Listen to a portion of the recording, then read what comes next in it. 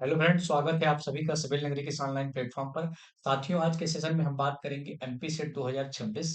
इसमें हम MP set का जो प्रीवियस ईयर क्वेश्चन है 2022 का, उसके बारे में आज डिस्कशन करने वाले हैं। तो चलिए वीडियो की शुरुआत करते हैं और देखते हैं एमपी सेट 2022 का पहला प्रश्न।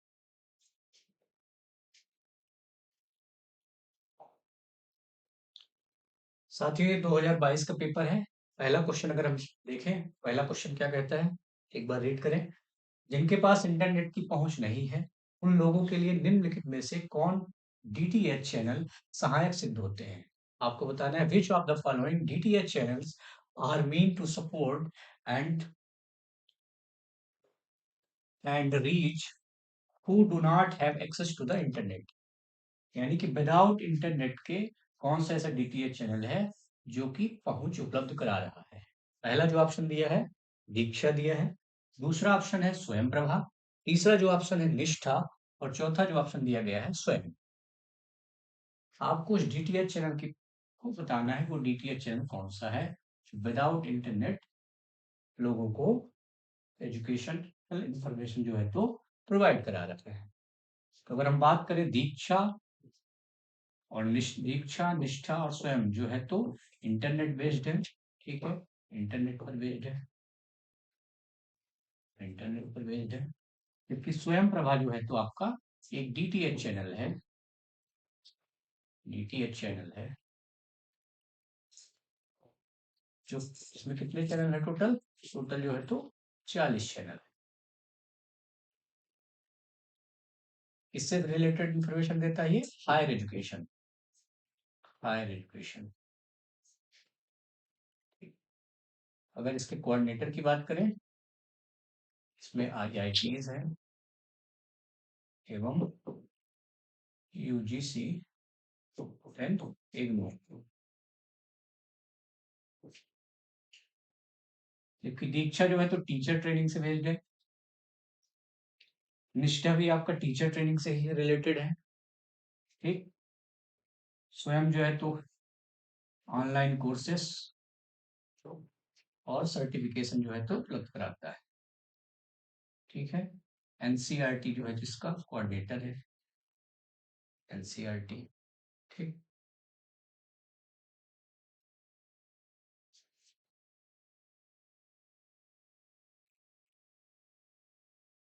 एनसीईआरटी, साथ ही साथ इसमें यूजीसी भी है। ठीक। ठीक है, अगला क्वेश्चन देखते हैं साथियों। एक मिनट। इसमें अगर स्वयं प्रभा की बात की जाए तो इसमें जो 8 चैनल है उनके नाम जो है तो इम्पोर्टेंट है आपके लिए। 8 चैनल जो है उनके नाम इम्पोर्टेंट है, 1 से 8 जो है, 1 से 8 तक। पहले का जो नाम है तो पहला जो है तो संस्कार है, और लास्ट वाला जो 8वां है, 8वां है उसका नाम आत्मज्ञान।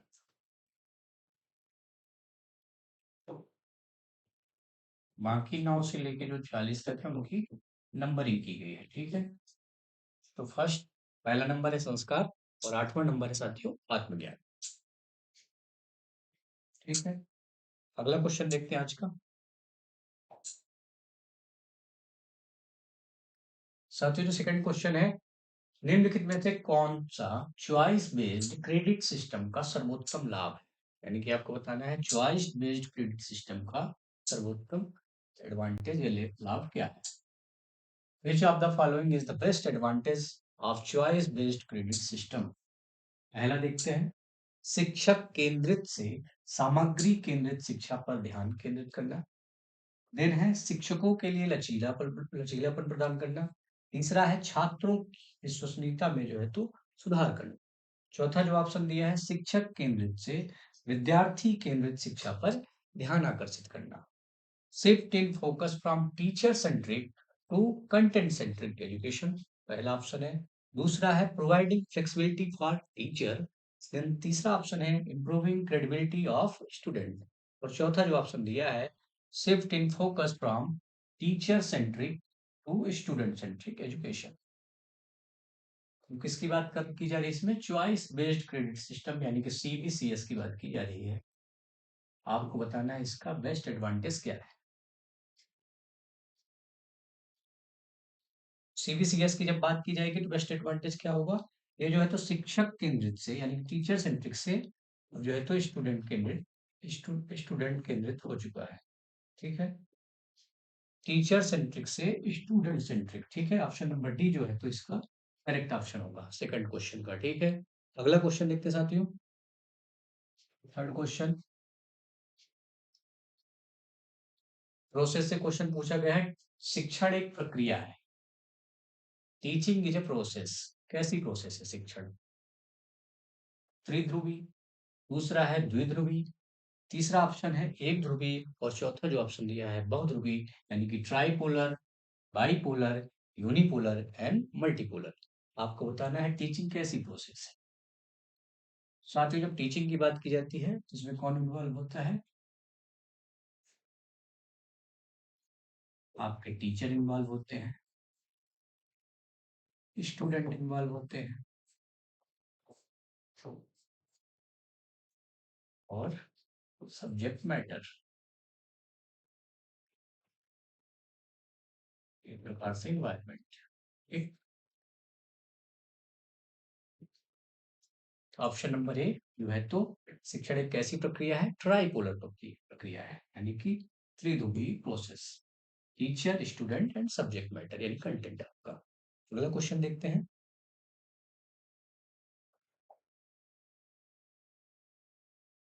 साथ ही चौथा क्वेश्चन है कि निम्नलिखित में से शिक्षण स्तर कौन से हैं, यानी कि आपको बताना है लेवल्स ऑफ टीचिंग कौन से हैं, शिक्षण के स्तर कौन से। Which of the following are the levels of teaching? पहला ऑप्शन जो दिया है प्राइमरी स्टेज या प्राइमरी लेवल, प्राथमिक स्तर। दूसरा है माध्यमिक स्तर। तीसरा इसी में पहला इसमें दिया प्राथमिक स्तर, दूसरा है माध्यमिक, तीसरा इसमें उच्च स्तर। क्या ऑप्शन नंबर बी क्या है?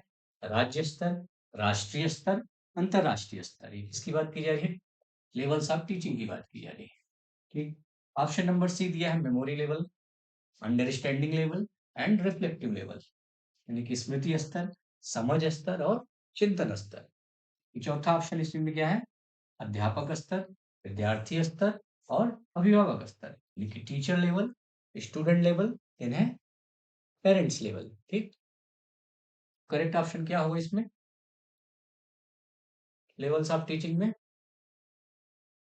जब लेवल्स ऑफ टीचिंग की बात की जाती है तो उसमें मेमोरी लेवल जो पहला लेवल है, देन अंडरस्टैंडिंग लेवल जो सेकंड है, और देन है रिफ्लेक्टिव, यानी कि बौद्धिक चिंतन की जब बात की जाती है। इसलिए करेक्ट ऑप्शन इसका क्या हो जाएगा? चौथे का ऑप्शन नंबर सी। यहाँ पर लेवल्स ऑफ टीचिंग 3 लेवल। ठीक, पहला जो है तो मेमोरी लेवल, देन है अंडरस्टैंडिंग, देन है बौद्धिक चिंतन यानी रिफ्लेक्टिव लेवल की बात की जाती है। ठीक, अगला देखते हैं।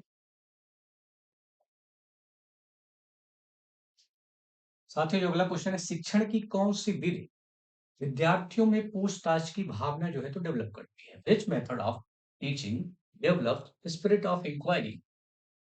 इंक्वायरी की बात की जाती है इन स्टूडेंट्स। पहला है परियोजना विधि यानी प्रोजेक्ट मेथड, दूसरा है अन्वेषण विधि यानी कि ह्यूरिस्टिक मेथड, तीसरा है समस्या समाधान विधि यानी कि प्रॉब्लम सॉल्विंग मेथड, चौथा जो दिया है प्रयोगशाला विधि यानी लेबोरेटरी मेथड। तो आपको बताना है कि कौन सी विधि जो है तो टीचिंग की विद्यार्थियों में पूछताछ की भावना डेवलप करती है। पूछताछ की भावना यानी इंक्वायरी की बात जब की जाएगी तो इसमें किससे संबंधित है वो? अन्वेषण, यानी कि जब विद्यार्थियों में जो है खोजबीन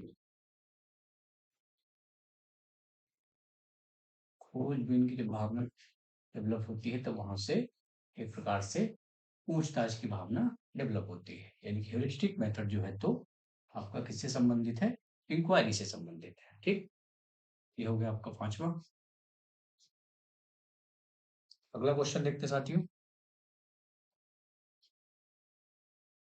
साथियों छठवां क्वेश्चन जो है तो निम्नलिखित में से शोध प्रक्रिया का पहला चरण कौन सा है? आपको बताना है which of the following is the first step in the research process.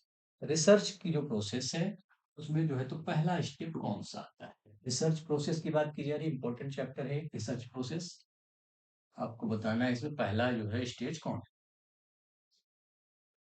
पहला जो ऑप्शन दिया सूचना के स्रोतों की खोज यानी कि सर्चिंग सोर्सेज ऑफ इंफॉर्मेशन, दूसरा है संबंधित साहित्य का सर्वेक्षण यानी कि survey of related literature, third option अनुसंधान के व्यापक क्षेत्र की पहचान, यानी कि identification of broad area of research. चौथा जो ऑप्शन दिया है समस्या के समाधान की खोज, यानी कि searching for solution to problem. पहला स्टेज क्या होगा, पहला स्टेप रिसर्च प्रोसेस की सबसे पहले किसकी बात की जाती है, सबसे पहले आइडेंटिफिकेशन की बात की जाती है, यानी कि एक प्रकार से आप प्रॉब्लम को पहचाने कि जो है तो रिसर्च प्रोसेस की पहली स्टेज क्या होगी, तो आप आइडेंटिफिकेशन ऑफ ब्रॉड एरिया, यानी कि एक प्रकार से प्रॉब्लम को पहचानना। उसके बाद सेकंड जो है तो उससे और कोई लिटरेचर है उसको देखना। थर्ड जब बात की जाती है तो वहां पे एक हाइपोथेसिस फार्मुलेट करने की बात की जाती है, ठीक। तो लास्ट में जब आता है तो उसमें रिपोर्ट राइटिंग। आठ जो है तो आठ इसकी स्टेप होती है रिसर्च प्रोसेस की, आठ मेन स्टेप होती है तो आपको तैयार करना है। तो पहली क्या होगी, आइडेंटिफिकेशन हो गई। आपसे क्या पूछा जा रहा है, पहला कौन सा है, पहला क्या हो गया आइडेंटिफिकेशन, ठीक। अगला देखते हैं साथियों, जो अगला है, अगला क्वेश्चन आज का, निम्नलिखित में से कौन सा जो है तो गैर पैरामेट्रिक परीक्षण है, आपको बताना है which of the following is non parametric test. पहला जो ऑप्शन दिया है सह प्रसरण का विश्लेषण, यानी कि एनालिसिस ऑफ कोवेरियंस। सेकंड है माध्यिका परीक्षण, यानी कि मीडियन टेस्ट। थर्ड जो दिया है आपका प्रसरण का विश्लेषण, यानी कि एनालिसिस ऑफ वेरिएंस। और फोर्थ जो है तो जटिल अनुपात, यानी क्रिटिकल रेशियो। आपको बताना है नॉन पैरामेट्रिक टेस्ट के बारे में, कौन सा जो है तो इसमें नॉन पैरामेट्रिक टेस्ट है। अगर हम पैरामेट्रिक और नॉन पैरामेट्रिक दो टाइप के टेस्ट होते हैं, पैरामेट्रिक पैरामेट्रिक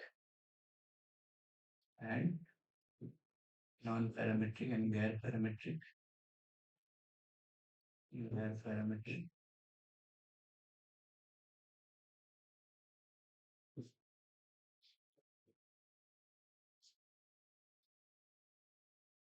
अगर हम गैर पैरामेट्रिक की बात की करें तो इसमें क्या होगा आपका करेक्ट ऑप्शन, माध्यिका परीक्षण, यानी कि मीडियन टेस्ट।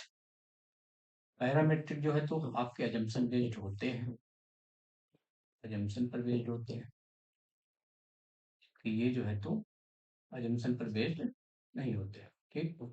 अजम्पशन पर बेस्ड नहीं होते, इसमें जो है तो मीन की बात की जाती है पैरामेट्रिक में, जबकि इसमें मीडियन पर फोकस किया जाता है, ठीक।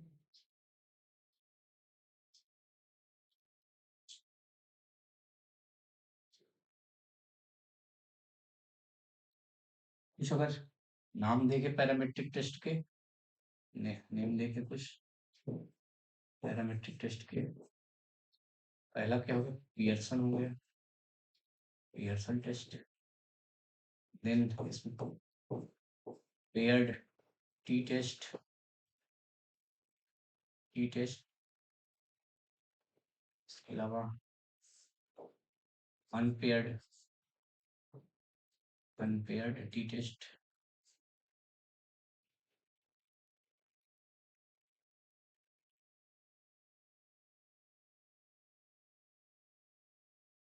इसके अलावा इसी में एनोवा हुआ,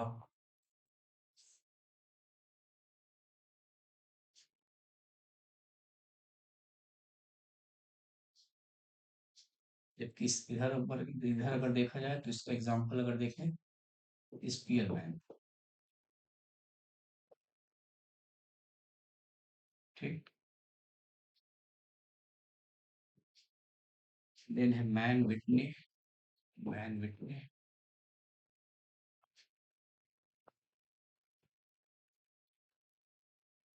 इसके अलावा ची स्क्वायर, कुछ जो है तो आपको नेम याद, ठीक, ठीक। ये हमने देखा किसकी बात की, हमने नॉन पैरामेट्रिक टेस्ट की बात की। आपसे पूछा जा रहा था कौन सा इसमें नॉन पैरामेट्रिक का नॉन पैरामेट्रिक टेस्ट है, तो पहला जो ऑप्शन है सहप्रसरण, ये नहीं है। माध्यिका परीक्षण जो है तो नॉन पैरामेट्रिक से रिलेटेड है, ठीक। करेक्ट ऑप्शन क्या होगा, ऑप्शन नंबर बी जो है तो इसका करेक्ट ऑप्शन होगा। अगला देखते हैं,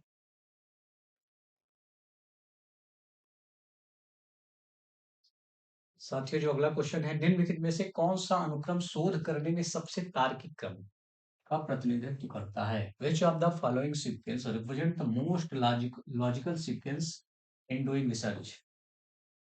यानी कि आपको रिसर्च की जो प्रोसेस है उसमें सबसे परफेक्ट सीक्वेंस इनमें से कौन सा होगा? पहला है अनुसंधान समस्या की पहचान करना और उसे परिभाषित करना, परिकल्पना निर्मित करना, परिकल्पना का परीक्षण करना और परिणामों का जो है तो प्रतिवेदन देना।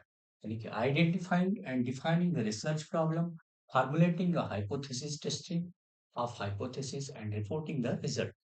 दूसरा ऑप्शन है अनुसंधान की जो समस्या है उसको पहचान करना, जनसंख्या और न्यायाधीश की परिभाषित करना, प्रदत्तों को एकत्रित करना और प्रदत्तों का विश्लेषण करना। इंग्लिश में देखते हैं, identifying the research problem, defining the population and sample, collecting data and analysis of data. Third option है अनुसंधान का सर्वे करना, अनुसंधान जो भी समस्या है उसको परिभाषित करना, प्रदत्तों का संकलन करना और परिणामों को जो है तो प्रस्तुत करना। इंग्लिश में अगर देखें तो survey of research, defining the research problem, collecting data and presenting outcomes. Fourth option अगर देखा जाए तो अनुसंधान चरों को परिभाषित करना, अनुसंधान की परिकल्पना करना, उसका टेस्टिंग परीक्षण, अनुसंधान के परिणामों को जो है तो प्रतिवेदन देना। यहाँ पर देखा जाए defining research variables, hypothesising, testing of research and reporting of research outcomes. सबसे बेहतर सीक्वेंस कौन सा है इसमें?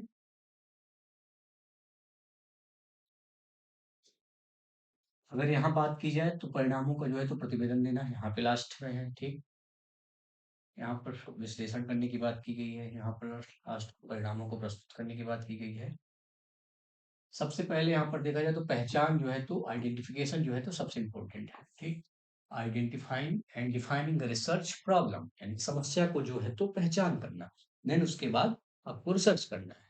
ठीक, उसके बाद एक हाइपोथेसिस निर्मित करना, देन हाइपोथेसिस का जो है तो टेस्टिंग करना, देन जो है तो लास्ट लास्ट में रिपोर्ट राइटिंग या रिपोर्ट का रिजल्ट रिजल्ट देना। ठीक है, करेक्ट ऑप्शन इसका क्या हो जाएगा? परफेक्ट सीक्वेंस क्या हो जाएगा? ऑप्शन नंबर जो ए है, रिसर्च की जो है तो परफेक्ट सीक्वेंस है। ठीक, तो ऑप्शन नंबर ए जो है तो करेक्ट ऑप्शन होगा इसका। अगला क्वेश्चन देखते हैं।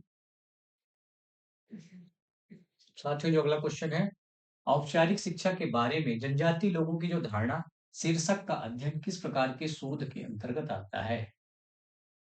A study on the topic perception of tribal people about formal education comes under which the type of research? यानी कि रिसर्च के टाइप से आपसे क्वेश्चन पूछा जा रहा है, टाइप्स ऑफ रिसर्च से।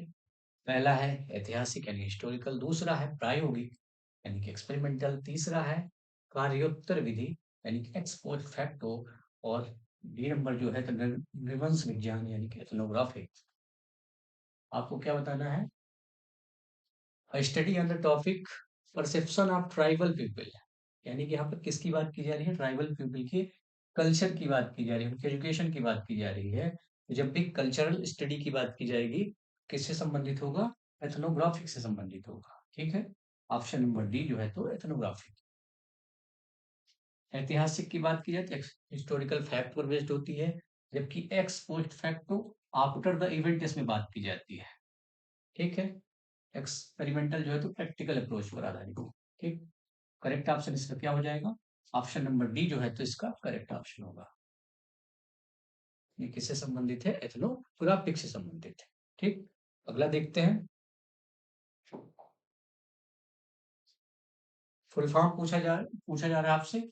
एसपीएसएस, एसपीएसएस स्टैंड्स फॉर सामाजिक अध्ययन के लिए सांख्यिकी पैकेज, यानी कि statistical package for social studies. Then है न्यायाधीश अध्ययन के लिए सांख्यिकी पैकेज, यानी कि statistical package for sampling studies.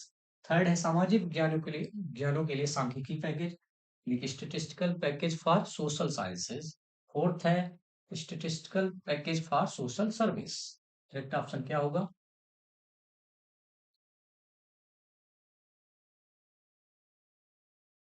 Correct जो ऑप्शन क्या होगा इसका? एसपीएसएस स्टैंड फॉर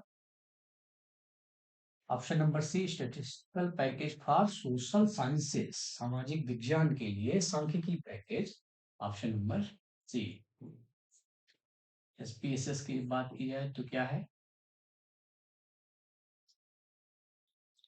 ये वह तो एक कार्ड से डेटा एनालिसिस का सॉफ्टवेयर है, डेटा एनालिसिस सॉफ्टवेयर है, सॉफ्टवेयर है। डेवलप किसके द्वारा किया गया? तो डेवलप जो है तो आईबीएम कंपनी के द्वारा किया गया है। ठीक, अगला देखते हैं साथियों।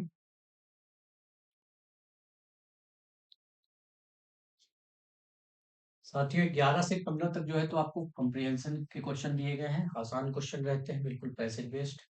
आपको पढ़ना है और इसको क्वेश्चन के जवाब देना है आपको। अगर हम पैसेज को पढ़ें, 1863 में कवि रविंद्रनाथ टैगोर के पिता, पहले आप क्वेश्चन देख लें देन पैसेज पढ़ें, ज्यादा सही रहता है। 1863 में कवि रविंद्रनाथ टैगोर के पिता महर्षि देवेंद्रनाथ द्वारा गठित शांति निकेतन आश्रम से विश्व भारती का विकास हुआ। आश्रम का तात्पर्य रिट्रीट होना था, जहां सत्य के बाद साधक आकर शांति और एकांत में ध्यान लगा सकते थे। 1901 में शांति निकेतन में रविन्द्रनाथ टैगोर द्वारा एक ऐसे शिक्षा प्रदान के उद्देश्य से प्रायोगिक स्कूल प्रारंभ किया गया। कब किया गया? 1901 में किया गया। जो प्रकृति से विमुख नहीं होगी, प्रकृति से विमुख नहीं होगी, जहाँ विद्यार्थी स्वयं को एक बड़े समुदाय का सदस्य महसूस कर सके और यहाँ से स्वतंत्रता, आपसी विश्वास और आनंद के वातावरण में सीख सके और विकसित हो सके। ठीक, 1921 से शांति निकेतन विश्व भारती, जो कि एक अंतरराष्ट्रीय विश्वविद्यालय के रूप में एक आधार विकसित करने का प्रयास कर रहा है, जहां पर भारत और पाश्चात्य जो भी देश हैं, पूर्व और पश्चिम, संस्कृतियां जो है तो एक स्थान पर मिल सकती हैं। आपने पैसेज पढ़ लिए, अब इसी के बेस्ड जो है तो आपको क्वेश्चन के जवाब देना है। पहला क्वेश्चन देखते हैं इससे। पहला क्वेश्चन जो पूछा गया है, शांति निकेतन आश्रम किसके द्वारा स्थापित किया गया था? महर्षि हेमेंद्रनाथ, रविन्द्रनाथ टैगोर, देन महर्षि देवेंद्रनाथ, देन है रविन्द्रनाथ टैगोर। तो आपने देखा क्या होगा इसका करेक्ट ऑप्शन? महर्षि देवेंद्रनाथ। ठीक, दूसरा क्वेश्चन देखते हैं इसी का। दूसरा क्वेश्चन जो पूछा जा रहा है आपसे वो है कि आश्रम का जो है तो उद्देश्य क्या पूछा जा रहा है? शांति और ब्रह्म में मध्यस्थता करना, इन्हें शांति और ब्रह्म में ध्यान लगाना, इन्हें शांति और एकांत में जो है तो मध्यस्थता करना, इन्हें शांति और एकांत में ध्यान करना। हमने पैसेज में देखा था, शांति और एकांत में जो ध्यान लगाना है ये का उद्देश्य था।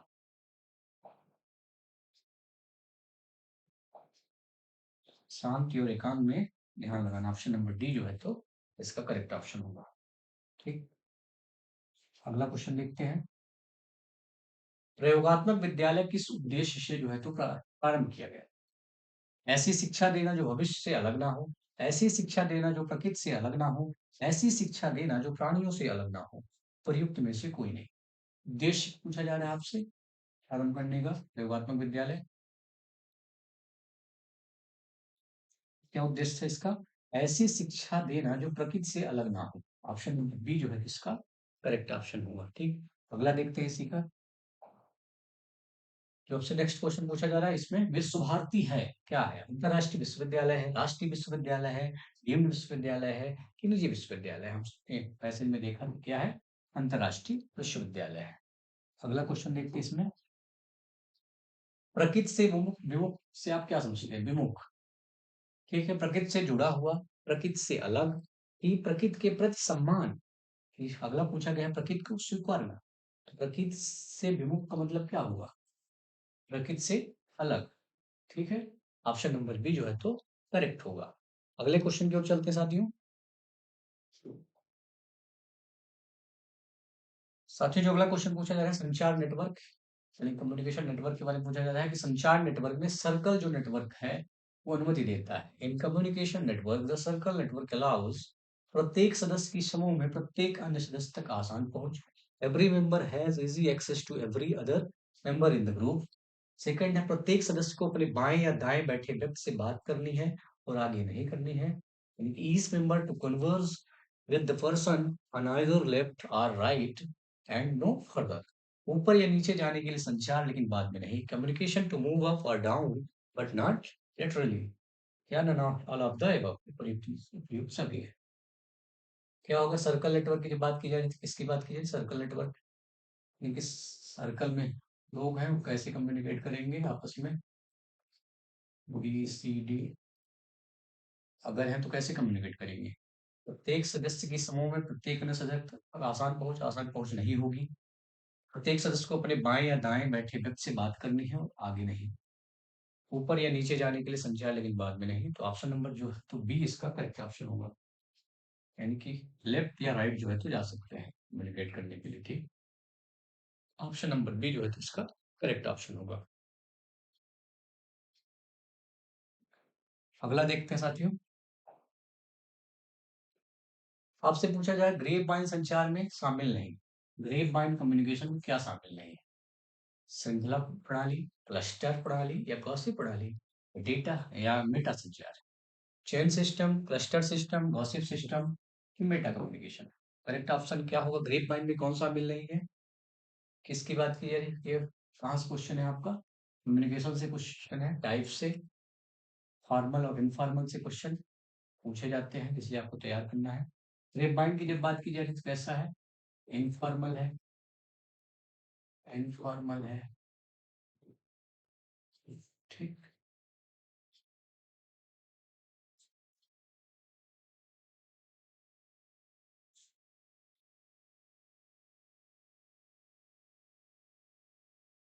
ग्रेप वाइन में किसकी संभावना रहती है? अफवाह की जो है तो ज्यादा संभावना रहती है। अफवाह, जैसे कि आपके ऑफिस में जो गॉसिप्स होती हैं वो जो है किस में आ जाएगा? ग्रेप वाइन कम्युनिकेशन में आ जाएगा। ऐसा है, इनफॉर्मल कम्युनिकेशन है। अगर इसमें बात की जाए तो कौन नहीं आएगा? कौन नहीं आएगा? तो मेटा संचार जो है तो इसमें नहीं आएगा। बाकी चेन भी आ जाएगा, क्लस्टर भी आ जाएगा और आपका गॉसिप भी आ जाएगा। ठीक, करेक्ट ऑप्शन क्या हो जाएगा इसका? मेटा कम्युनिकेशन, मेटा संचार। ठीक है, अगला क्वेश्चन देखते हैं।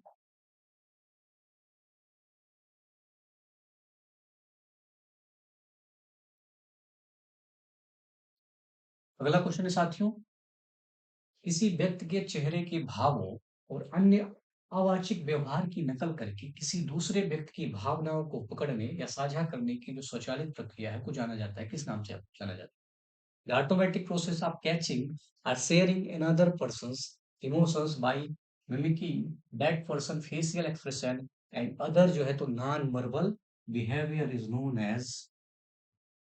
पहला है ग्रेप वाइन, दूसरा है भावनात्मक संक्रमण, इन है उन्होंने यानी परसुएशन, चौथा है सूचना अधिकार इंफॉर्मेशन ओवरलोड। किसी व्यक्ति के चेहरे के भावों और अन्य वाचिक व्यवहार की नकल करके, यानी कि दूसरे के सुखों दूसरे के दुखों को जो अनुभव किया जाता है उसकी बात की जा रही है। स्वचालित प्रक्रिया को किस नाम से जाना जाएगा? इमोशनल कंटेजन, यानी कि भावनात्मक जो है तो संक्रमण इसे कहा जाता है। ठीक,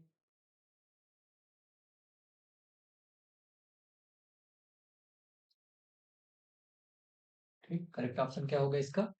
भावनात्मक संक्रमण, किसी व्यक्ति के चेहरे के भावों और अन्य जो भी अवाचिक व्यवहार है उनकी नकल करके किसी दूसरे व्यक्ति की भावनाओं को पकड़ने या साझा करने की जो स्वचालित प्रक्रिया है उसे भावनात्मक संक्रमण कहा जाता है। ठीक, अगला क्वेश्चन देखते हैं। अगला क्वेश्चन है साथियों, निम्नलिखित में से किसे जो है तो अधोमुखी अधोमुखी संचार की विकृति माना जाता है? अधोमुखी संचार यानी डाउनवर्ड कम्युनिकेशन की बात की जा रही है, डिस्टोर्शन ऑफ डाउनवर्ड कम्युनिकेशन। ठीक, पहला है लिखित प्रसार विधियां जो है तो उन पर निर्भरता, यानी कि reliance upon written diffusion method. Then है संदेश अधिकार, मैसेज ओवरलोड। देन है फिल्टरिंग यानी छानना, कि ऑल ऑफ द एबव इनमें से कौन जो है तो बैरियर का काम करती है, डिस्टोर्शन का काम करती है? Downward communication. डाउनवर्ड कम्युनिकेशन की बात की जा रही है तो टॉप पोजीशन से जब बॉटम की ओर जो है तो इंफॉर्मेशन दी है, टॉप से बॉटम की ओर से डाउनवर्ड कम्युनिकेशन कहा जाता है। इसमें बैरियर का जब बात की जाए तो बैरियर ये सभी बैरियर का काम करेंगी। केवल लिखित प्रसार विधियों पर निर्भरता हो तब भी बैरियर है। मैसेज ज्यादा ओवरलोड हो जाए तब भी, या काट छाट कर जो है तो मैसेज पहुंचाया जा रहा है तो फिल्टरिंग कहलाता है। ये सारे जो है तो बैरियर का काम करते हैं इसमें, डाउनवर्ड कम्युनिकेशन में ये सभी। ठीक, अगला क्वेश्चन देखते हैं साथियों। साथियों अगला क्वेश्चन किसके बारे में पूछा जाएगा? भेल। भेल भोपाल में एक विशेष तंत्र विकसित किया गया है, यानी कि इसमें आपको संक्षिप्त नाम बताना है। बीकॉम का जो है तो संक्षिप्त नाम क्या हुआ? मध्य कर्मचारी संघ, यानी कि मिडिल एम्प्लॉय कम्युनिकेशन, देन है पारस्परिक आर्थिक संचार, म्यूचुअल इकोनॉमिक कम्युनिकेशन, देन है प्रबंधन और कर्मचारी संचार यानी कि management and employ communication, then है प्रबंधन और बाहरी संचार यानी management and external communication. Correct option क्या होगा इसका? बीकॉम का करेक्ट ऑप्शन जो है जिसका मैनेजमेंट और एम्प्लॉय के मध्य बेहतर संचार हो सके इसके लिए स्टेब्लिश किया गया था, यानी कि ऑप्शन नंबर जो सी है इसका करेक्ट ऑप्शन होगा। किसकी बात की? बीकॉम की बात की। तो करेक्ट ऑप्शन इसका क्या होगा? प्रबंधन और कर्मचारी जो है तो संचार को बेहतर बनाने के लिए बीकॉम की स्थापना की गई थी, किसके द्वारा? भेल के द्वारा। ठीक है, अगला क्वेश्चन देखते हैं।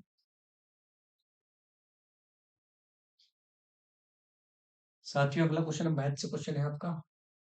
एक कक्षा में 15 छात्रों और एक शिक्षक की जो एवरेज आयु है 18 वर्ष है, यदि शिक्षक की आयु हटाई जाती है, ठीक, तो छात्रों की जो औसत आयु है 1 वर्ष कितना? 1 वर्ष कम हो जाती है। फिर आपको टीचर की आयु बतानी है। ठीक है, टीचर की आयु बतानी है कितनी होगी। अगर पहले देखा जाए तो 15 छात्रों और अगर टीचर की एज देखा जाए, 15 स्टूडेंट और टीचर की एज देखा जाए, टीचर कितने? टीचर एक टीचर है, टीचर की एज देखी जाए तो कितनी है औसत आयु? 18 वर्ष पहले। उसके बाद अगर टीचर की एज जो है तो हटाई जाती है तो छात्रों की औसत आयु जो है तो कितनी हो जाती है? फिर केवल 15 स्टूडेंट बस की देखी जाए तो एवरेज कितना हो जाता है? कम हो जाता है। एवरेज कितना कम हो जाता है? 1 कम हो जाता है। इसको कैलकुलेट करने के लिए क्या किया जाएगा? 17 जो है तो एवरेज एज है, टीचर की एज हमको कैलकुलेट करनी है तो टीचर की एज कितनी हो जाएगी? टीचर की एज अगर निकालना है, टीचर की एज कैसे निकालेंगे? 17 जो है तो वो एवरेज एज है जो कम हुआ है होने के बाद। देन अगर इसमें हम कितने की कमी हो रही है ये देखना है। टोटल कितने हैं? Total member 16। Average age teacher की कितनी हो जाएगी? 17 प्लस ये 16 जो है तो 33 ईयर। करेक्ट ऑप्शन इसका क्या हो जाएगा? 33। ये शॉर्टकट मेथड है, लॉन्ग मेथड से अगर आप करना चाहेंगे तो लॉन्ग मेथड से भी आ जाएगा। ठीक, ऑप्शन नंबर सी जो है इसका करेक्ट ऑप्शन हो जाएगा। अगला देखते हैं। क्वेश्चन पूछा गया, एक गांव में 250 किसानों में से 28% जो किसान है उन्होंने गन्ने की फसल ली है। इन गन्ना उत्पादक किसानों में से 40% जो है तो किसान सहकारी चीनी कारखाने के सदस्य हैं। तो कितने किसान जो है तो सहकारी चीनी कारखाने, यानी कि आप लास्ट में आपको किसकी वैल्यू निकालनी है? सहकारी चीनी कारखाने के सदस्य कितने हैं। ठीक है, टोटल कितने हैं अगर देखा जाए तो टोटल जो है तो 250 है, 250 है। 250 में से 28% जो है तो 22% जो है तो कितने हैं? गन्ने की फसल ली है। और इन गन्ना उत्पादकों में से 40% जो है तो क्या है? सहकारी में है, सहकारी चीनी कारखाने के मेंबर है। तो लास्ट में आपको बताना है कि सहकारी चीनी कारखाने के कितने मेंबर हैं। ठीक, कैलकुलेट करेंगे तो कितना हो जाएगा ये 10। और बात की जाए तो 4 × 28 या लास्ट में आ जाएगा 28। ठीक, ऑप्शन नंबर ए जो है तो इसका करेक्ट ऑप्शन हो जाएगा। अगला देखते हैं। साथियों जो अगला क्वेश्चन है कोडिंग डिकोडिंग से है कि किसी सांकेतिक भाषा में यदि बीना शब्द को 310152 के रूप में लिखा जाता है तो आपको बताना है दिल्ली को शब्द को किस प्रकार से लिखा जाएगा। कोडिंग का क्वेश्चन है, बीना को अगर लिखा जा रहा है क्या?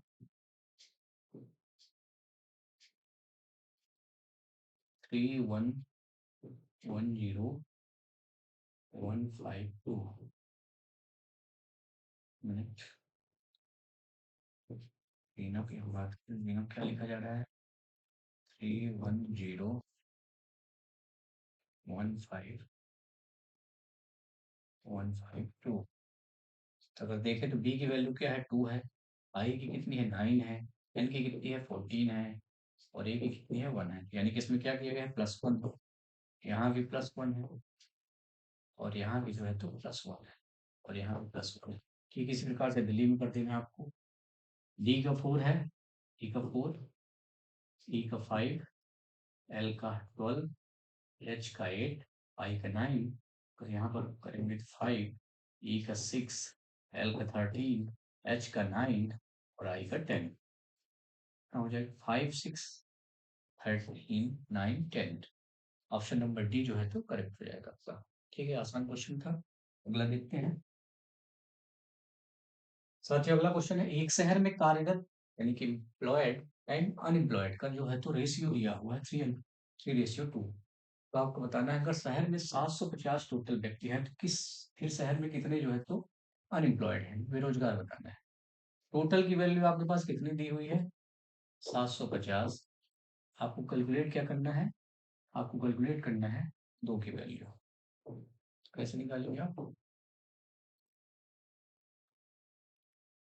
क्या हो जाएगी? ठीक, इंटू 2 करेंगे तो कितना आ जाएगा? 300।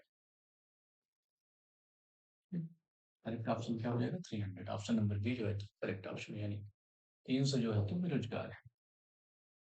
अगला देखते हैं साथियों। अगला क्वेश्चन है साथियों, निम्नलिखित में से लेटर सीरीज का क्वेश्चन है, पूछा जा रहा है आपसे। जी E F K I J then dash dash S Q R को बताना है। इसमें पहले आप देख ले क्या रिलेशन इसमें है। जी की वैल्यू 7 और के की वैल्यू क्या है? 11 और आई की वैल्यू 5 और एफ की वैल्यू 6, आई की वैल्यू इधर 9 और जे की वैल्यू 10। कितने प्लस हो रहा है यहाँ पर? +4 हो रहा है, +4 हो रहा है इधर। जबकि यहाँ ई से अगर आई में जाए यहाँ भी +4 हो रहा है, और एफ से अगर जे में जाए तो यहाँ भी +4 हो रहा है। ठीक इसी प्रकार से अगर आगे हम रिलेट करें तो के में अगर +4 करेंगे तो कितना हो जाएगा? के में अगर +4 करें 15 आ जाएगा। आई में +4 करेंगे तो कितना आ जाएगा? 13 आ जाएगा। और जे में +4 करेंगे तो कितना आ जाएगा? 14 आ जाएगा। 15, 13 तो 15 किसका है? ओ का है। तो ओ यानी कि option number B, O and N तो करेक्ट हो जाएगा। ठीक, अगला देखते हैं। अगला क्वेश्चन,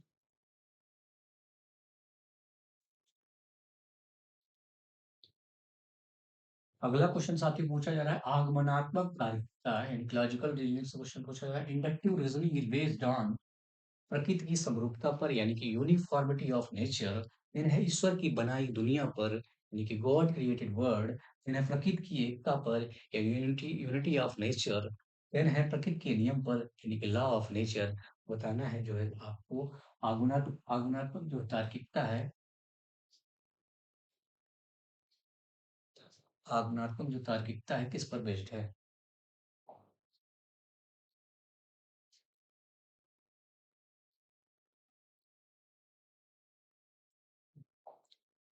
आगमनात्मक जो है तो तार्किकता किस पर बेस्ड है?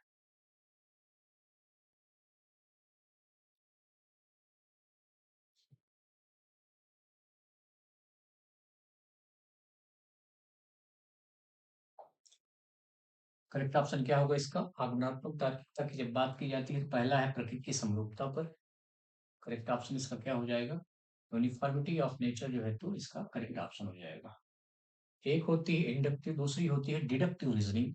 अगर देखा जाए, इंडक्टिव में जब बात की जाती है, इंडक्टिव में जब बात की जाती है स्पेसिफिक से जनरल की बात की जा रही है। स्पेसिफिक से जनरल की बात की जा रही है, स्पेसिफिक जनरल की बात की जाती है। ठीक, जबकि डिडक्टिव में जो है तो जनरल से स्पेसिफिक की बात की जाए। प्रकृति की जो समरूपता पर जो है तो इंडक्टिव रीजनिंग जो है तो बेस्ड होती है। तो ऑप्शन नंबर ए जो है इसका करेक्ट ऑप्शन हो जाएगा।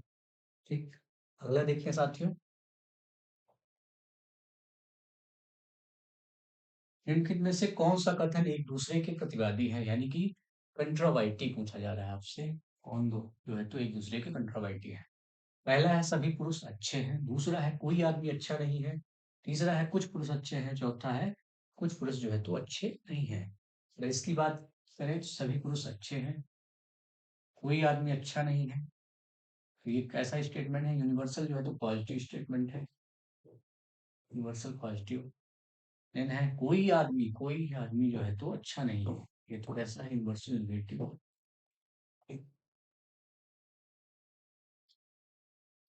अगर इसकी बात की जाए तो कुछ पुरुष जो है तो अच्छे हैं, कुछ पुरुष जो है तो अच्छे नहीं है। पहला क्या पूछा जा रहा है आपसे, कौन जो है तो एक दूसरे के प्रतिवादी है, यानी कि अपोजिट है।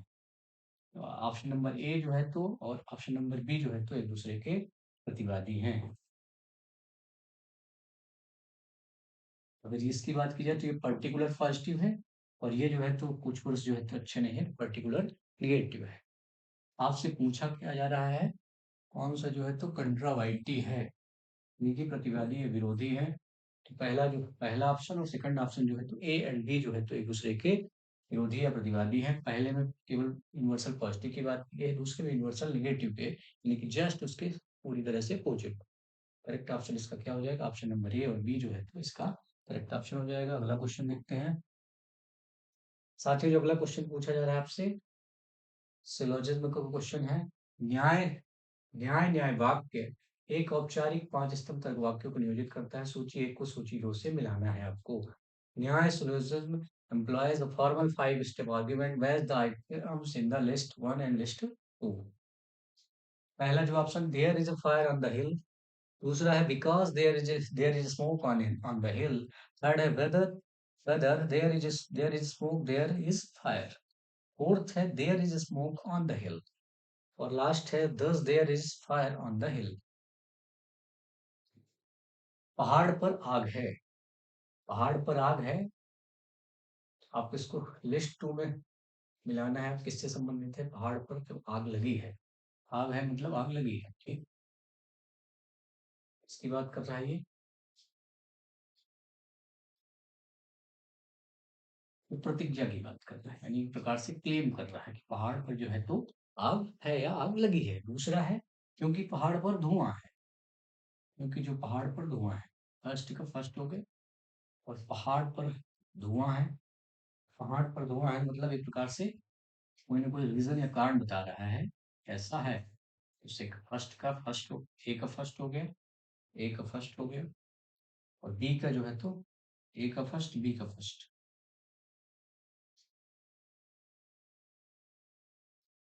ए का फर्स्ट बी का फर्स्ट।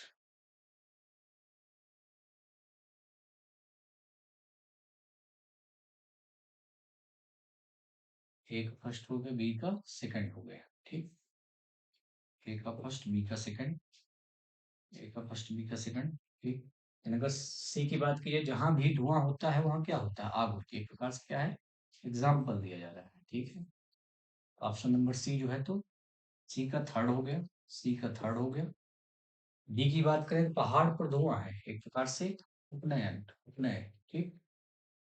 और ऑप्शन नंबर ई जो है तो इसलिए पहाड़ पर आग है, एक प्रकार से निगमन की बात की जा रही है, निगमन। तो डी का क्या हो गया, 4 हो गया, और ई का जो है तो 5 हो गया। 1 2 3 4 5। ऑप्शन नंबर सी जो है तो करेक्ट ऑप्शन हो जाएगा आपका, ठीक है। 28 नंबर क्वेश्चन का जो ऑप्शन होगा, ऑप्शन नंबर सी जो है इसका करेक्ट हो जाएगा, ठीक। अगला देखते हैं साथियों।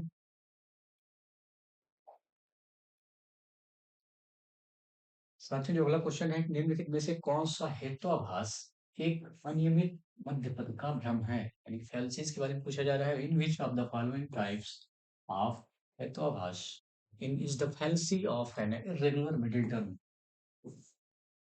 आपको अनियमित मध्य पद का बताना है, इसमें जो है तो फैल्सी होती है। पहला है सम व्यभिचार, दूसरा है बाध्यता, तीसरा है सत प्रतिपक्ष, और चौथा है संधि समूह।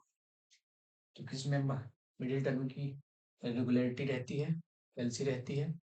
करेक्ट ऑप्शन क्या हो जाएगा ये,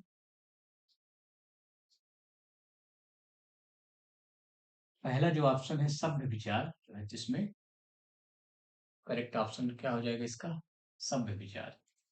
इसमें जो है तो मिडिल टर्म की जो है तो रेगुलरिटी या अनियमित मध्य पद का भ्रम जो है तो पाया जाता है। इसकी बात हमने की। हेत्वाभाषा का कौन सा टाइप है, सभ्य विचार, ठीक है। करेक्ट ऑप्शन क्या हो जाएगा, ऑप्शन नंबर ए जो है जिसका करेक्ट हो जाएगा। अगला देखते हैं।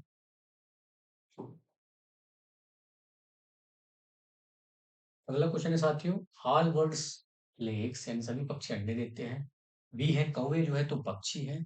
तीसरा जो है तो कौवे अंडे देते हैं। आपको बताना है प्रयुक्त जो कथन है उनमें से किस प्रकार का इसमें तर्क जो है तो दिया गया। Which is the type of reasoning in the above statement. क्या वो है? इंडक्टिव रीजनिंग है कि डिडक्टिव रीजनिंग है कि दोनों है? बोथ ए एंड बी, कि इनमें से कोई नहीं, नन ऑफ द एबव। तो कैसा स्टेटमेंट है ये एक प्रकार से सामान्य स्टेटमेंट है, यानी जनरल स्टेटमेंट है। जनरल स्टेटमेंट की बात की गई है। और जब ऊपर से नीचे की ओर चलते हैं तो ये क्या है? को एंड नेगेटिव, यानी कि एक स्पेसिफिक स्टेटमेंट दिया जा रहा है। यानी कि जब जनरल से स्पेसिफिक की बात की जाएगी तो क्या है? कैसा होगा? वो डिडक्टिव होगा, यानी कि निम्नात्मक जो तर्क होगा, यानी निम्नात्मक डिडक्टिव रीजनिंग की बात की जाएगी। डिडक्टिव रीजनिंग में किसकी बात की जाएगी? जनरल से स्पेसिफिक की बात की जाएगी। तो ऑप्शन नंबर बी जो है तो इसका करेक्ट ऑप्शन हो जाएगा। ठीक है, ऑप्शन नंबर बी। अगला क्वेश्चन देखते हैं। साथ ही जो अगला क्वेश्चन है, which of the following is not a source of secondary data? Secondary data का सोर्स कौन नहीं है? निम्नलिखित में से कौन सा जो है तो द्वितीयक स्रोतों का स्रोत नहीं है, सोर्स नहीं है? पहला है अप्रत्यक्ष मौखिक साक्षात्कार, यानी इनडायरेक्ट ओरल इंटरव्यू। दूसरा है समितियों आयोगों के जो भी प्रतिवेदन है, reports of committees and commissions.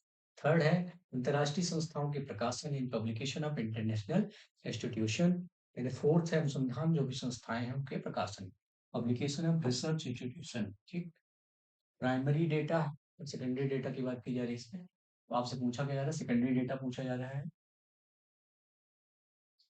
Direct जो है तो ओरल इंटरव्यू जो है तो आपका प्राइमरी डेटा होता है, प्राइमरी। आपसे पूछा जा रहा है क्या नहीं है? सेकेंडरी। ठीक।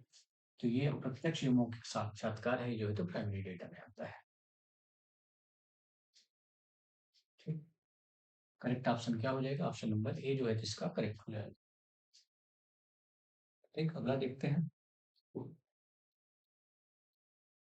अगला क्वेश्चन साथियों, if data is classified as 0 to 10, 10 to 20 and then 20 to 30 so on, the method of this classification is known as व्यक्तिगत विधि श्रेणी, या वर्चीस विधि यानी कि एक्सक्लूसिव मेथड।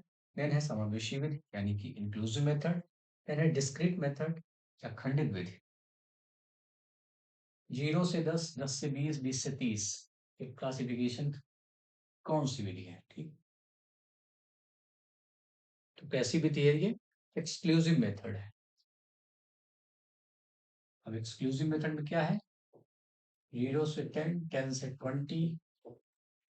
इसमें जो ये अपर लिमिट है, इस अगले टास्क के लिए क्या कर रही है? लोअर लिमिट का काम कर रही है, लोअर लिमिट हो रही है।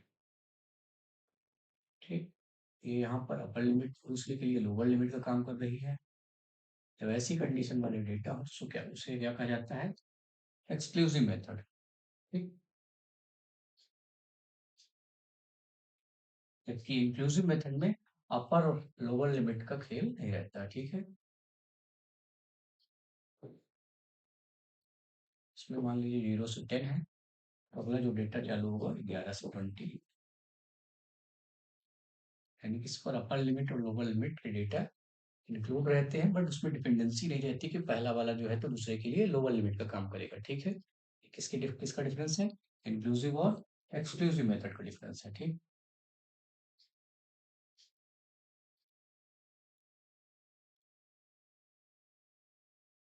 अगला देखते हैं साथियों। अगला क्वेश्चन है साथियों, निम्नलिखित में से कौन सा जो है तो द्विविमा चित्र का प्रकार नहीं है? आपको बताना है कि विच of the following is not a type of two dimensional diagram. और इसमें टू डायमेंशनल डायग्राम का एग्जांपल नहीं है, टाइप नहीं है। पहला स्क्वायर डायग्राम, दूसरा है पाई डायग्राम, तीसरा जो है दिया है रेक्टेंगुलर डायग्राम, और है चौथा हिस्टोग्राम। टू डायमेंशनल नहीं है। स्क्वायर जो है तो स्क्वायर, पाई और जो है तो रेक्टेंगुलर जो है तो आपके टू डायमेंशनल में आते हैं। ये आपसे पूछा जा रहा है टू डायमेंशनल का नहीं है। हिस्टोग्राम या फ्रीक्वेंसी आवृत्ति चित्र जो है तो आपको टू डायमेंशनल नहीं है।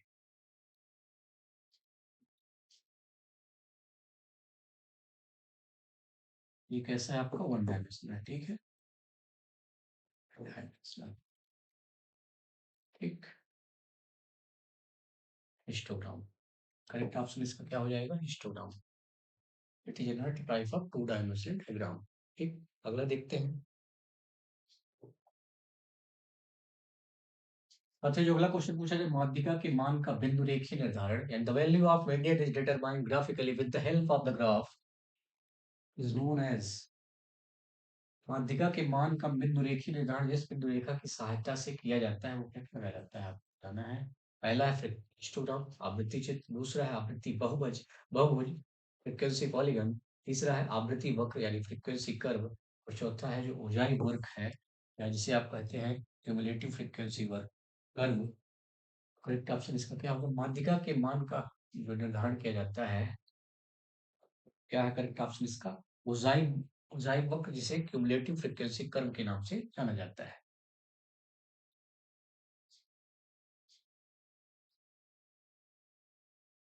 जहां पर दोनों कर्व जो है तो इंटरसेक्ट करेंगे तो पर हमें माध्यिका का मान जो है तो मिल जाएगा। तो वो कर्व कौन सा है, ऊंचाई कर्व है जिसे क्यूमुलेटिव फ्रीक्वेंसी कर्व के नाम से जाना जाता है। अगला क्वेश्चन देखते हैं। क्वेश्चन है, when mod Z is defined its value is determined by the formula. Formula सीधा बताना है आपको। z is equal to 2m minus X bar, z equal to 3m plus 2x bar, z equal to 3m minus 2x bar, z equal to 3x bar minus 2m। यहाँ m क्या है, माध्यिका है, और x बार जो है तो आपका मीन यानी माध्य है। करेक्ट ऑप्शन इसका क्या हो जाएगा, ऑप्शन नंबर जो सी है, z equal to 3m minus 2x bar option हो जाएगा। m क्या है, मीडियन हो गया, और x जो है तो x बार जो है तो मीन है। ठीक, आसान, इसको आप तैयार कर लें। अगला देखते हैं साथियों। अगला क्वेश्चन है साथियों, which component enables your computer to permanently retain large amount of data permanently। ठीक है, कौन सा घटक आपके कंप्यूटर की स्थायी रूप से बड़ी मात्रा में डेटा को बनाए रखने में सक्षम बनाता है। पहला ऑप्शन है सीपीयू, केंद्रीय प्रसंस्करण इकाई, दूसरा है RAM, random access memory, then है स्टोरेज डिवाइस, चौथा है रोम यानी कि रीड ओनली मेमोरी। तो सबसे ज्यादा स्टोरेज क्षमता किसमें होती है, स्टोरेज डिवाइस, जैसे कि आपकी मैग्नेटिक टेप, मैग्नेटिक डिस्क जो है तो स्टोरेज डिवाइस का काम करती है। ठीक, करेक्ट ऑप्शन क्या होगा इसका, ऑप्शन नंबर सी जो है तो इसका करेक्ट होगा। ठीक, अगला देखते हैं, अगला क्वेश्चन। अगला क्वेश्चन है, उस डिवाइस का नाम जो टेलीफोन लाइन के माध्यम से आपके कंप्यूटर यानी कंप्यूटर को जो है तो इंटरनेट से जोड़ने का काम करता है, वो डिवाइस कौन सी है। Name of the device that connects computer to internet by means of telephone line. पहला है मॉडेम, दूसरा है केबल, तीसरा है जैक, चौथा है कर्सर। आपको डिवाइस का नाम बताना है, कौन सी डिवाइस होगी वो मॉडेम होगी, मॉड्यूलेटर डिमॉड्यूलेटर। ठीक है, वो टेलीफोन लाइन के माध्यम से कंप्यूटर को वह तो इंटरनेट से जोड़ने का काम करती है। ठीक, अगला देखते हैं, अगला क्वेश्चन। अगला क्वेश्चन है, निम्नलिखित में से कौन सा जो है तो इंटरनेट से सिस्टम सर्च इंजन का एग्जांपल नहीं है। सर्च इंजन के बारे में बताना है आपको। पहला है गूगल, दूसरा है अपोलो, तीसरा है याहू, और चौथा जो दिया है डॉक पाइल। तो गूगल, याहू और डॉक पाइल ये जो है तो तीनों जो है तो सर्च इंजन है। ठीक, जबकि अपोलो जो है तो सर्च इंजन नहीं है। करेक्ट ऑप्शन क्या होगा, अपोलो। इसके अलावा अन्य सर्च इंजन की बात करें तो बाइडू है, चीन का बाइडू, एंड बिंग है माइक्रोसॉफ्ट का बिंग है, और एक है यांडेक्स, ये भी सर्च इंजन का एग्जाम्पल है। ठीक, ये आपको तैयार करना। अगला क्वेश्चन देखते हैं। अगला क्वेश्चन है साथियों, भारत द्वारा शिक्षा जगत के लिए सर्वप्रथम कौन सी सैटेलाइट भेजी गई थी। सैटेलाइट के बारे में बताना है। पहला सैटेलाइट कौन है जो पूरी तरह से एजुकेशन ओरिएंटेड थी, सेट्यूडियो, INSAT B, EDUSAT, then INSAT सी। करेक्ट करेक्ट ऑप्शन क्या होगा इसका, एडुसेट सी, एडुसेट सॉरी एडुसेट। इसे जी सेट 3 के नाम से जाना जाता है, जी सेट 3 के नाम से जाना जाता है। इसको बुधवार को लॉन्च किया गया इसको। ठीक, कब किया गया था इसे, 2004 में, 2004। जी सेट 3 जो है इसका दूसरा नाम है। ठीक, अगला क्वेश्चन देखते हैं। अगला क्वेश्चन है साथियों, एनपीटीईएल नेपटेल के बारे में पूछा जा रहा है, इसका पूर्ण रूप क्या होगा? National programme on technology enabled learning. दूसरा है national programme on technology enhanced lessons, national programme on technology embedded learning and national programme of technology enhanced learning. नेपटेल।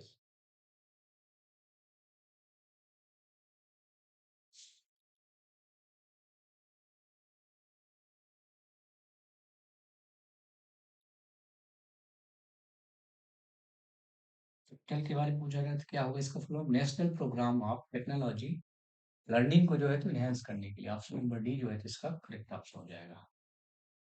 ये किसके माध्यम से संचालित हो रहा है? इसमें 7 जो है तो आपकी आईआईटी प्लस आपकी आईएससी बेंगलोर इसमें शामिल है, इसके कोऑर्डिनेटर के रूप में काम करते हैं। बाद में स्टूडेंट पोर्टल भी चालू किए गए इसी के द्वारा। ठीक,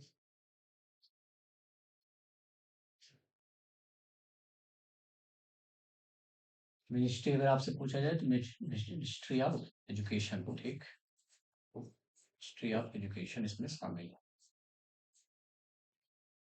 ठीक, शिक्षा कौन सी? तकनीकी शिक्षा। तकनीकी शिक्षा, इसकी बात की हमने, नेपटल की बात की। ठीक, ऑप्शन नंबर डी जो है इसका करेक्ट ऑप्शन हो जाएगा। अगला देखते हैं, अगला क्वेश्चन।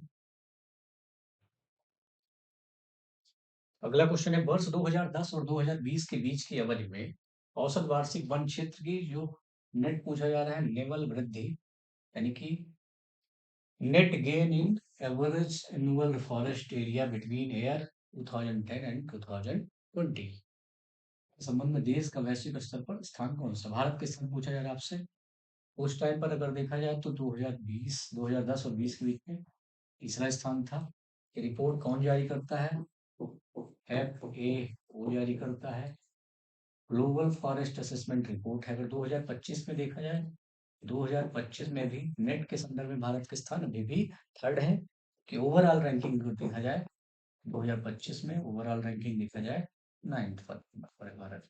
ठीक, नेट के इसमें देखा जाए, नेट गेन अगर देखा जाए तो थर्ड नंबर पर है। ओवरऑल देखा जाए फॉरेस्ट कवर में तो 9th नंबर पर है। 2025 की रिपोर्ट है। ठीक, अगला क्वेश्चन देखते हैं। साथियों जो अगला क्वेश्चन है, केंद्रीय विद्युत प्राधिकरण CEA के अनुसार वर्ष 2029-30 के लिए कुल जो संस्थापित क्षमता है, total projected optimal mix of installed capacity for 2029-30 कितना निर्धारित किया गया है? डायरेक्ट 2029 से 30 के लिए 40.37%, 60.41%, 69.37% की 51.41%, जो टारगेट रखा गया है कितना है? 51.41%। ठीक है, एक्चुअल क्वेश्चन है, डेटा वाइज आपको याद करना है ऐसे डेटा। ठीक है, अगला क्वेश्चन देखते हैं। साथियों जो अगला क्वेश्चन है, SDG के बारे में पूछा जा रहा है। स्टेटमेंट वाइज क्वेश्चन है। SDG development goal, sustainable development goal, उसमें बताना है आपको इसमें कौन से स्टेटमेंट है तो सही है या गलत। इसमें जो है तो 20 लक्ष्य 180 टारगेट, गलत हो गई स्टेटमेंट। 17 लक्ष्य की बात की गई है, 17 लक्ष्य और 169 टारगेट है इसमें। ठीक, इसे सितंबर 2015 में न्यूयॉर्क में अपनाया गया था, ये करेक्ट है। ठीक है, लक्ष्य अगर तैयार करना है तो आपको पहला जो लक्ष्य है वो तो गरीबी निवारण से संबंधित है। फर्स्ट जो है तो गरीबी से, सेकंड अगर बात की जाए तो भुखमरी, चौथा जो बात, थर्ड है जो तो हेल्थ, हेल्थ, फोर्थ अगर बात की जाए तो शिक्षा, और पांचवा जो है तो लैंगिक असमानता से संबंधित है। ठीक,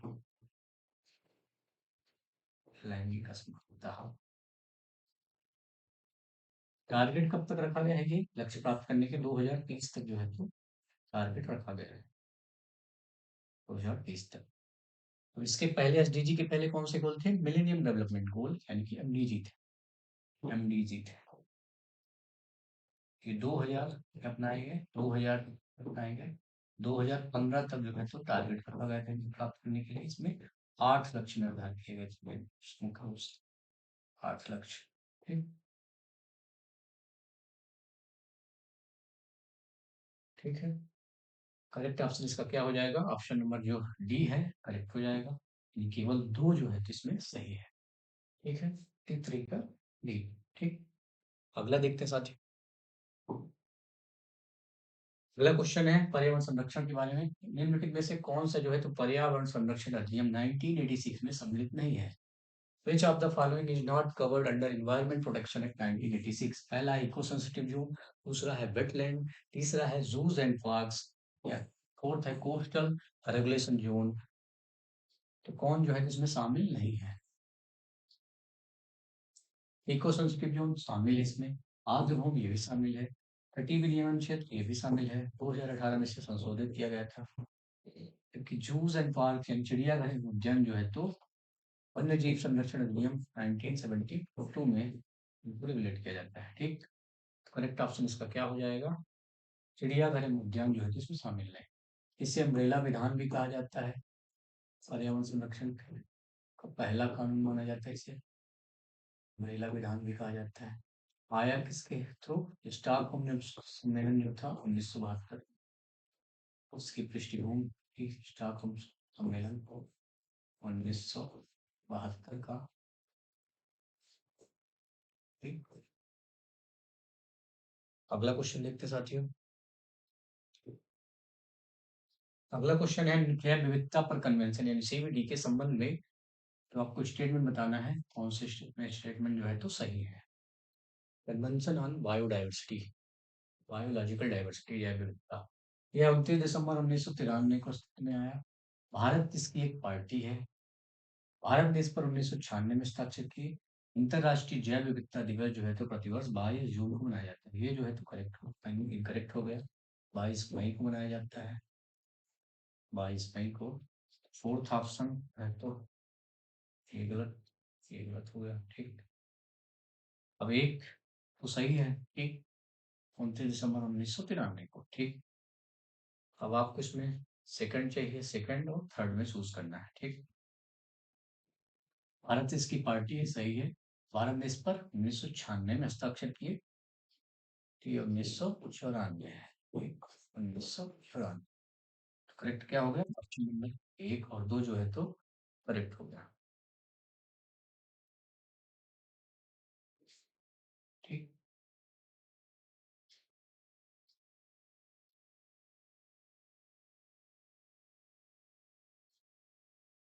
1 और 2 जो है तो इसका करेक्ट हो जाएगा। ठीक, अगला क्वेश्चन देखते हैं साथियों।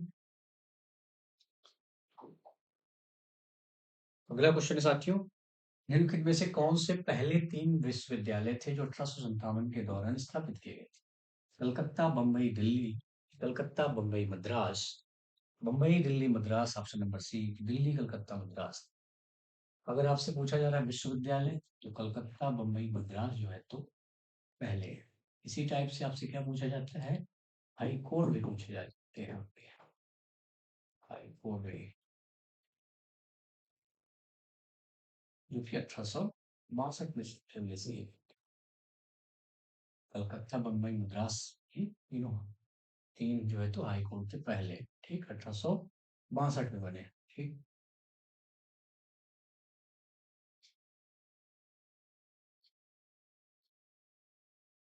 ये आपको तैयार करना है। 3 हाई कोर्ट पहले, 3 यूनिवर्सिटी पहले, जो ब्रिटिश काल में स्टेब्लिश की गई थी। यूनिवर्सिटी पूछा जाए तो 1857 के टाइम पर, हाई कोर्ट अगर आपसे पूछा जाए तो 1862 में। पहला कलकत्ता, देन मुंबई, देन मद्रास। ठीक, अगला क्वेश्चन देखते हैं। निम्नलिखित में से कौन सा जो है तो स्वयं का चतुर्थांश नहीं है? ई ट्यूटोरियल, ऑनलाइन चर्चा मंच, ई कंटेंट, यानी पॉडकास्ट। पॉडकास्ट जो है तो इसका भाग नहीं है। चौथा जो भाग है इसका असेसमेंट जो है तो इसका चौथा पार्ट। ये तीनों जो है तो इससे संबंधित है, स्वयं से संबंधित है। ठीक है, स्वयं को हमने पिछली स्लाइड में देखा था, ठीक है। ऑनलाइन कोर्सेज और सर्टिफिकेशन उपलब्ध कराता है स्वयं, जो है कि ऑनलाइन पोर्टल है, ठीक।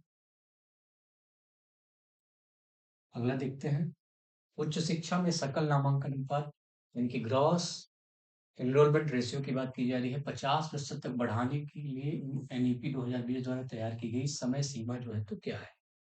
25, 2025, 2030, 2035, 2040। एनईपी 2020 की बात की जा रही है, 29 जुलाई 2020 को इसकी घोषणा की गई थी। समिति अगर पूछी जाए तो के कस्तूरी रंगन,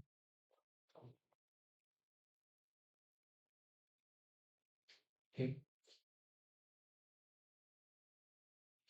5+3+4 जो है अप्रोच नहीं है, ठीक। टारगेट जो रखा गया है 2035 तक का रखा गया है, 50% आने का। करंट में अगर पूछा जाए तो करंट में कितना है? करंट में जो है तो 26.3% करंट में, ठीक। अगला क्वेश्चन देखते हैं, राष्ट्रीय मूल्यांकन प्रत्यायन परिषद यानी नैक की स्थापना 1994 में की गई थी, किसके द्वारा? यूजीसी के द्वारा, एआईसीटी के द्वारा, एनसीईआरटी के द्वारा कि डीईसी के द्वारा? नैक की जो स्थापना की गई थी किसके द्वारा की गई थी? यूजीसी के द्वारा। ऑप्शन नंबर ए जो है जिसका करेक्ट ऑप्शन,